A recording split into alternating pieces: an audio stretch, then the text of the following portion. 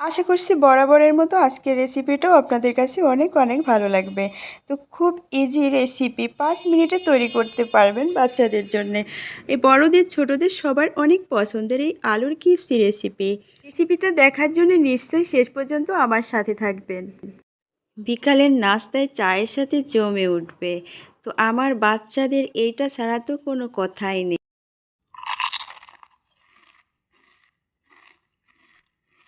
নিশ্চয়ই শুনতে পাচ্ছেন কতটা ক্রিস্পি হয়েছে আর এতটা মজাদার আপনি না খেলেও বুঝতে পারবেন না।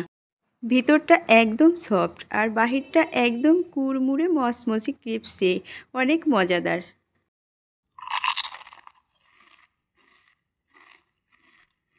দেখে নিশ্চয়ই আপনাদের লোভ হচ্ছে। তো এ পর্যায়ে দেখুন আমি 2টা আলু নিয়েছি। একদম খুব সহজ রেসিপি। আর আলু 2টা আমি সুন্দর করে ছুলে ধুয়ে এখন আমি কুচি করে কেটে নিচ্ছি। আমি ছুরা দিয়ে কেটে নিচ্ছি কুচি করে, আপনারা বটি দিয়েও কেটে নিতে পারেন, কোনো সমস্যা নেই। তো দেখুন এটা কিন্তু একদম কুচি করে কাটাও লাগবে না, একটু মোটা হলেও সমস্যা নেই। আপনি কুচি করে একদম কুচি করেও কাটতে পারেন, আবার একটু মোটা করেও কাটতে পারেন, কোনো সমস্যা নেই। তো এ পর্যায়ে দেখুন আমি আলুগুলো সুন্দর করে কুচি করে কেটে নিচ্ছি।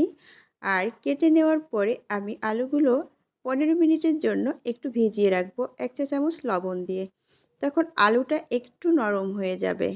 তো এ পর্যায়ে দেখুন আমি আলুতে পানি দিয়ে দিচ্ছি। আর এখন 15 মিনিটের মতো আমার আলুটাকে ভিজিয়ে রাখবো। এ পর্যায়ে দেখুন আমি 1 চা চামচ লবণ দিয়ে দিলাম আর 15 মিনিট এখন ভিজিয়ে রাখবো। ঠিক 15 মিনিট পরে ফিরে আসলাম। তো এখন আমি ভালো করে আলুটা পানিটা ছেঁকে নিয়েছি আর আমি সামান্য একটু লবণ দিয়ে দিয়েছি আর 1 চা চামচ মরিচের গুঁড়া আর কর্নফ্লাওয়ার দিয়ে দিলাম। আপনারা এটা আটাও দিয়ে করতে পারেন, কোনো সমস্যা নেই, ময়দাও দিয়ে করতে পারেন, কোনো সমস্যা নেই। আমি কর্নফ্লাওয়ার দিয়ে দিয়েছি।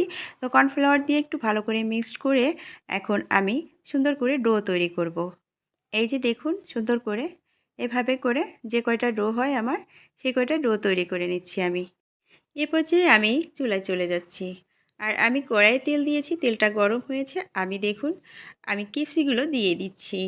দেখুন কত সুন্দর হয়েছে। এখন আমি এগুলো ভেজে নেব। দেখুন 5 মিনিটে হয়ে যাবে কিন্তু আমার বিকালের নাস্তা তৈরি।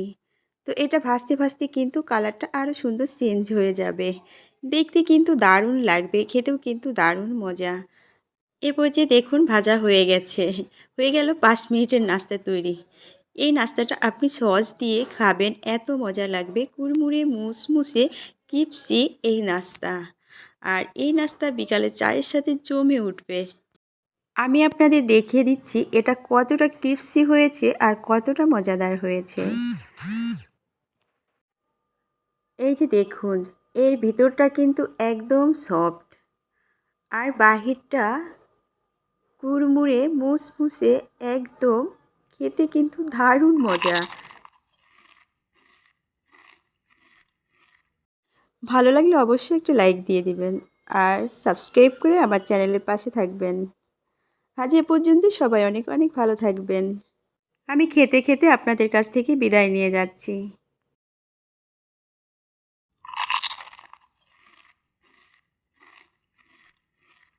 আসসালামু আলাইকুম, আল্লাহ হাফেজ।